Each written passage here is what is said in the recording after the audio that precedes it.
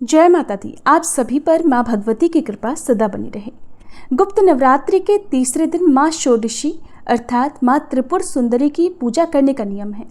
अगर कोई सच्चे मन से माँ त्रिपुर सुंदरी की पूजा करता है तो उसके जीवन की सभी समस्याएं दूर हो जाती हैं और ऐसे भक्त को सुख और समृद्धि की प्राप्ति होती है। शास्त्रों में माँ त्रिपुर सुंदरी को महाविद्याओं की तीसरी विद्या कहा गया है। ऐसा माना जाता है कि माँ त्रिपुर सुंदरी तीनों लोकों में सबसे सुंदर है। माँ त्रिपुर सुंदरी को षोडशी, ललिता और राजेश्वरी भी कहते हैं। शास्त्रों में माँ त्रिपुर सुंदरी को माँ पार्वती का प्रतिनिधित्व करने वाली देवी बताया गया है, इसलिए माँ त्रिपुर सुंदरी को तांत्रिक पार्वती भी कहा जाता है। माँ त्रिपुर सुंदरी 16 वर्ष की कन्या के रूप में दिखाई देती हैं। शास्त्रों में वर्णन मिलता है कि माँ त्रिपुर सुंदरी अर्थात माँ षोडशी का रंग सुनहरा लाल होता है।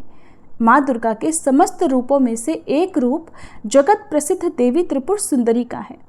माँ त्रिपुर सुंदरी तीनों लोकों में सबसे सुंदर और सभी कर्मों का बहुत ही जल्दी फल प्रदान करने वाली देवी होती हैं।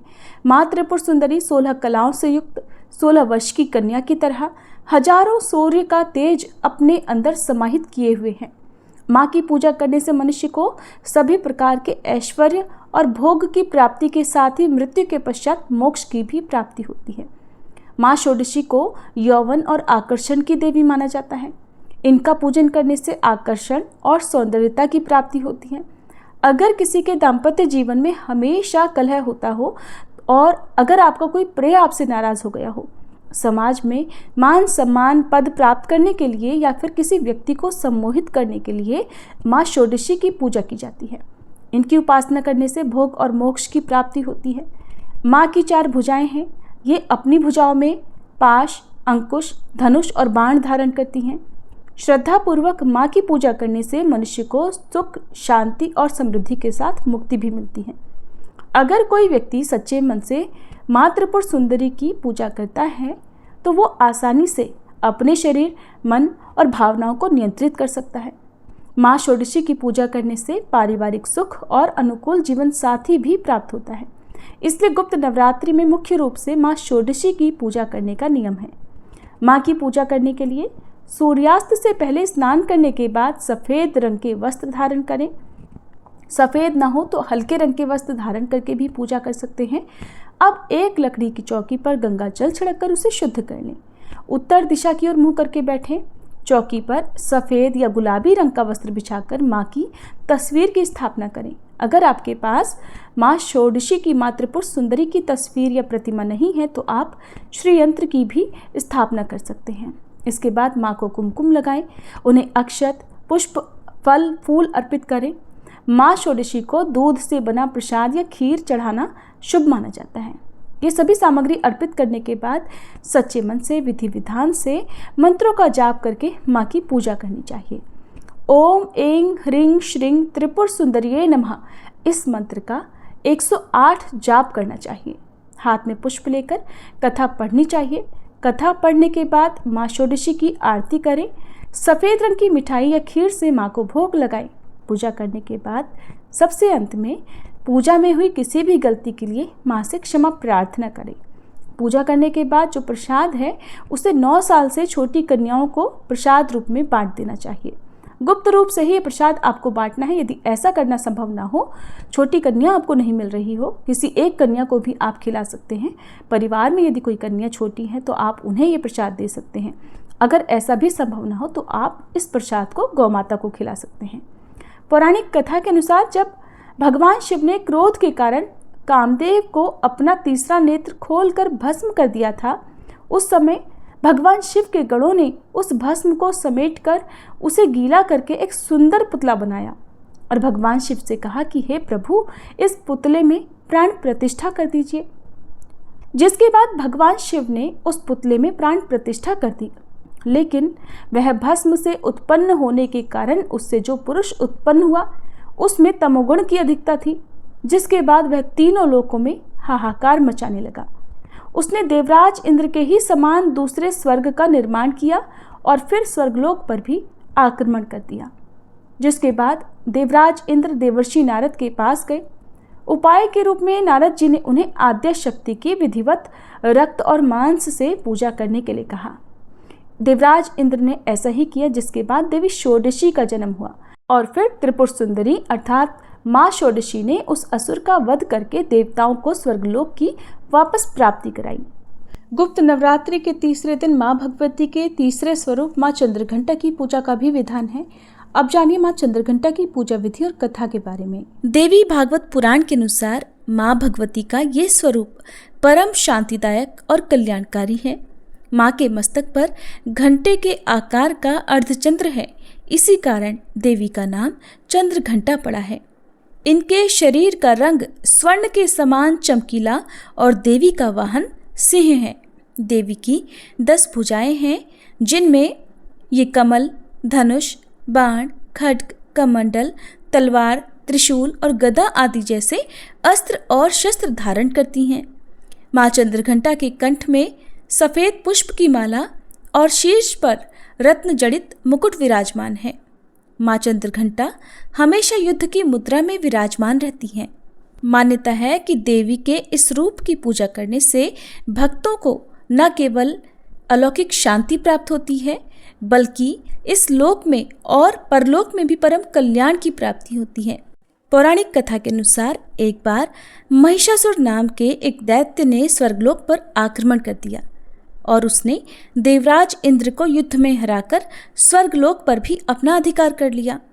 युद्ध में हारने के बाद सभी देवता इस समस्या के निवारण के लिए त्रिदेवों यानी श्री ब्रह्मा, विष्णु और महेश के पास गए। वहां जाकर देवताओं ने त्रिदेवों से बताया कि महिषासुर ने इंद्र, चंद्र, सूर्य, वायु और अन्य देवताओं के सभी अधिकार छीन लिए हैं और उन्हें बंदी बनाकर स्वर्गलोक पर अपना अधिकार कर लिया है। महिषासुर के अत्याचार के कारण देवताओं को अब धरती पर निवास करना पड़ रहा है।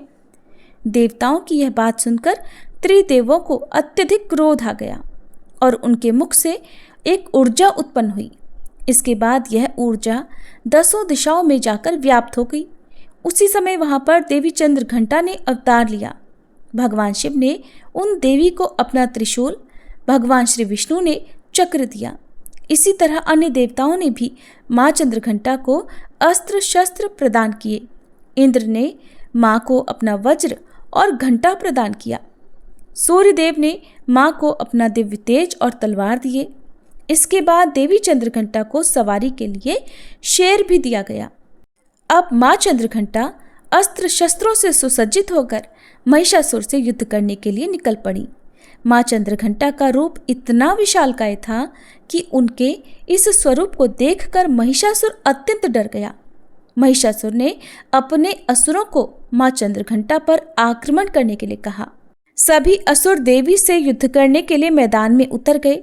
माँ चंद्रघंटा के मस्तक पर विराजमान घंटे की टंकार से जाने कितने ही असुर मूर्छित हो गए, कितने ही भयभीत होकर भाग गए और न जाने कितने ही असुर सुनने की शक्ति खो बैठे।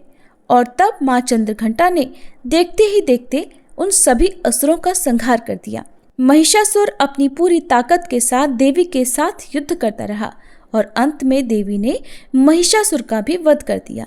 ये देखकर देवतागण अत्यंत प्रसन्न हो उठे और उन्होंने आकाश से देवी पर पुष्प वर्षा की। आकाश में दुंदुभियां बज उठी और इस प्रकार चारों ओर शांति ही शांति छा गई। इस तरह देवी चंद्रघंटा ने देवताओं की रक्षा कर उन्हें स्वर्गलोक की प्राप्ति कराई।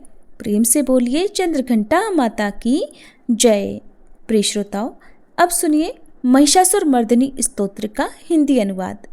हे हिमालय राज की पुत्री, हे गिरिजा देवी, विश्व को आनंदित करने वाली देवी, नंदीगणों द्वारा पूजित, गिरिश्रेष्ठ विंध्याचल के शिखर पर निवास करने वाली देवी, अपनी लीला से भगवान श्री विष्णु को प्रसन्न करने वाली, इंद्रदेव के द्वारा नमस्कृत, भगवान नीलकंठ की पत्नी, विश्व में विशाल कुटुंब वाली और विश्व को संपन्नता देने वाली, हे महिषासुर का मर्दन करने वाली भगवती, अपने बालों की लता से आकर्षित करने वाली पर्वत की पुत्री, आपकी जय हो, जय हो, जय हो।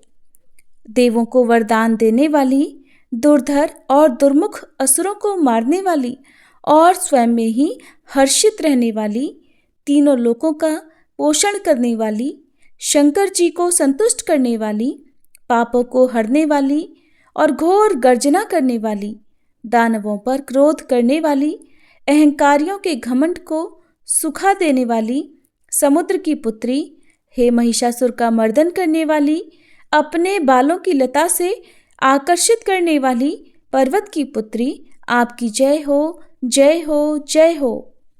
हे जगत माता, हे मेरी माँ, प्रेम से कदम्ब के वन में वास करने वाली, हास्य भाव में रहने वाली, हिमालय के शिखर पर स्थित, अपने भवन में विराजित, मधु की तरह मधुर, मधु कैटभ का मद नष्ट करने वाली, महिष को विदीर्ण करने वाली, सदा युद्ध में लिप्त रहने वाली, हे महिषासुर का मर्दन करने वाली, अपने बालों की लता से आकर्षित करने वाली पर्वत की पुत्री, आपकी जय हो, जय हो, जय हो। शत्रुओं के हाथियों की सूंड काटने वाली और उनके 100 टुकड़े करने वाली, जिनका सिंह शत्रुओं के हाथियों के सर अलग अलग टुकड़े कर देता है, अपनी भुजाओं के अस्त्रों से चंड और मुंड के शीश काटने वाली, हे महिषासुर का मर्दन करने वाली और अपने बालों की लता से आकर्षित करने वाली पर्वत की पुत्री, आपकी जय हो, जय हो, जय हो। रण में मदोन्मत्त शत्रुओं का वध करने वाली, अजर अविनाशी शक्तियां धारण करने वाली, प्रमथनाथ अर्थात शिवजी की चतुराई जानकर उन्हें अपना दूत बनाने वाली, दुर्मति और बुरे विचार वाले दानव के दूत के प्रस्ताव का अंत करने वाली, हे महिषासुर का मर्दन करने वाली, अपने बालों की लता से आकर्षित करने वाली पर्वत की पुत्री, आपकी जय हो, जय हो, जय हो। शरणागत शत्रुओं की पत्नियों के आग्रह पर उन्हें अभयदान देने वाली, तीनों लोकों को पीड़ित करने वाले, दैत्यों पर प्रहार करने योग्य त्रिशूल धारण करने वाली, देवताओं की दुंदुभी से दुमी दुमी की ध्वनि को सभी दिशाओं में व्याप्त करने वाली, हे महिषासुर का मर्दन करने वाली, अपने बालों की लता से आकर्षित करने वाली पर्वत की पुत्री, आपकी जय हो, जय हो, जय हो।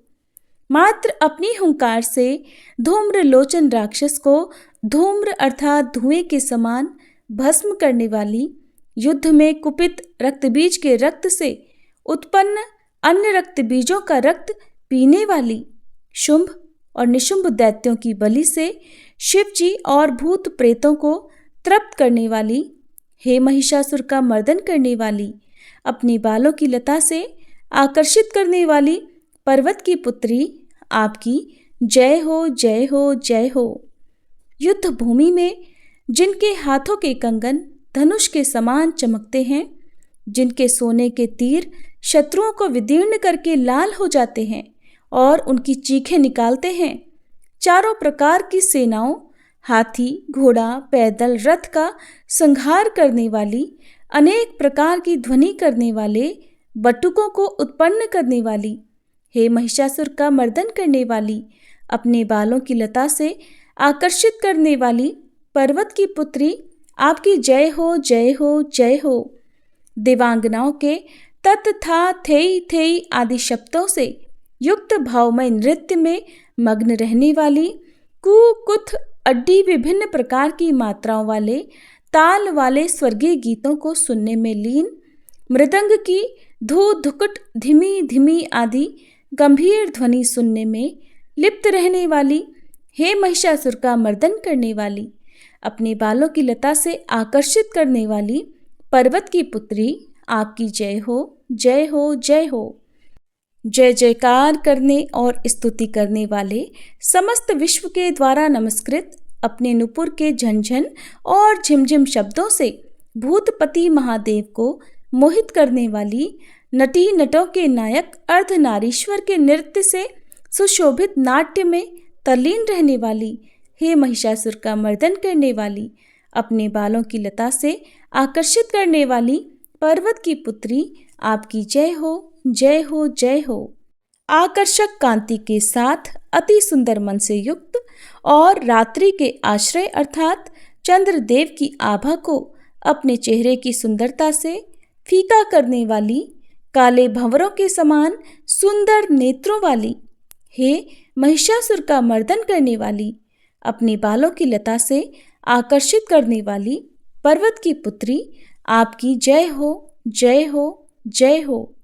महायोद्धाओं से युद्ध में चमेली के पुष्पों की तरह कोमल स्त्रियों के साथ रहने वाली तथा चमेली की लताओं की तरह कोमल भील स्त्रियों से जो झिंगुरों के झुंड की तरह घिरी हुई हैं, चेहरे पर उल्लास से उत्पन्न उषा काल के सूर्य और खिले हुए लाल पुष्प के समान मुस्कान वाली, हे महिषासुर का मर्दन करने वाली, अपने बालों की लता से आकर्षित करने वाली पर्वत की पुत्री, आपकी जय हो, जय हो, जय हो।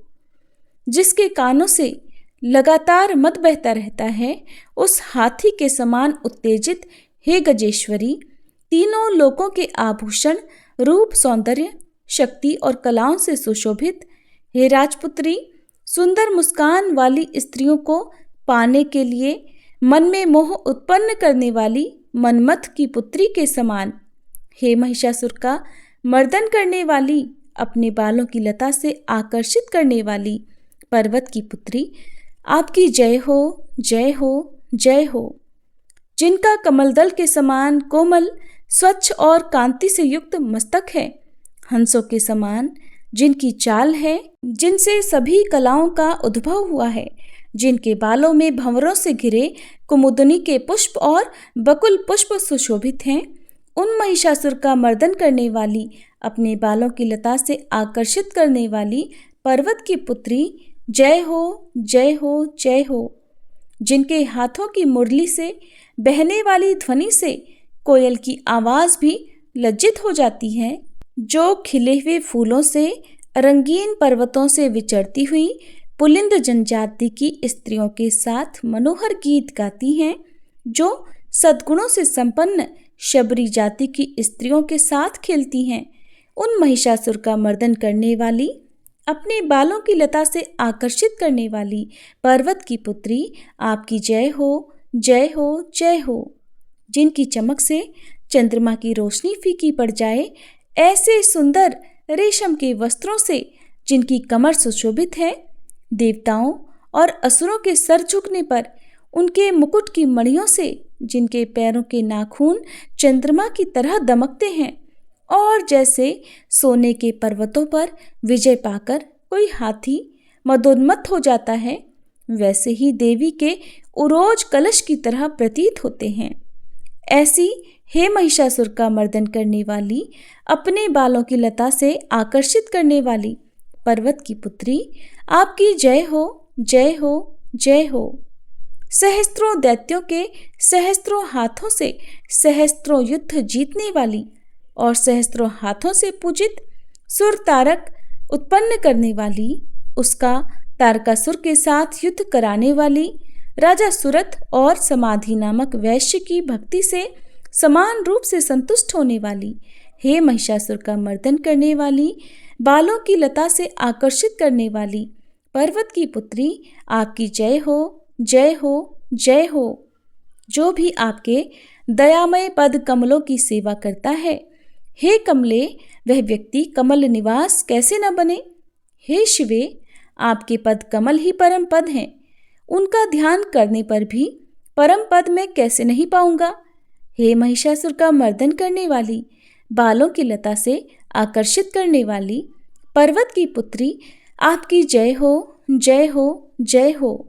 सोने के समान चमकते हुए नदी के जल से जो आपके रंग भवन में छिड़काव करेगा, वो इंद्राणी के वक्ष से आलिंगित होने वाले इंद्र के समान सुखानुभूति को क्यों नहीं पाएगा।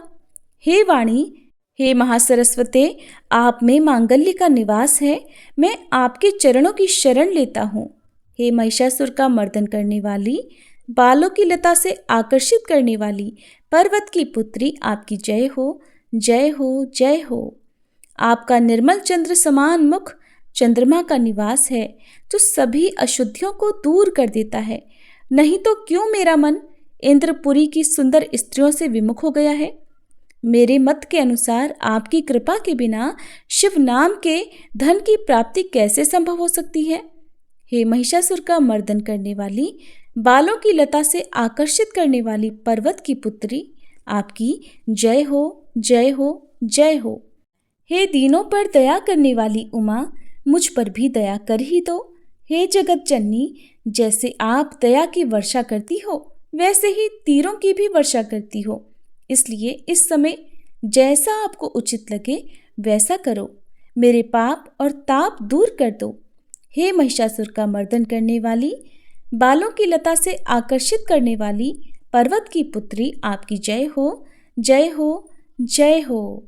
ये थी गुप्त नवरात्रि के तीसरे दिन की पूजा विधि और कथा की जानकारी।